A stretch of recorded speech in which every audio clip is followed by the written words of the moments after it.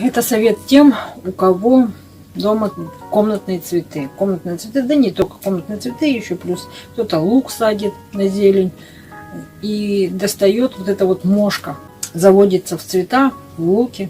Так вот, вот такая вот продается сера. В хозяйственных магазинах, не в хозяйственных, а там, где вот сад-огород, там, где для животных продают. Достаточно буквально вот на кончике ножа объема на один цветочек. Никогда больше не кладите. Сера закисляет почву.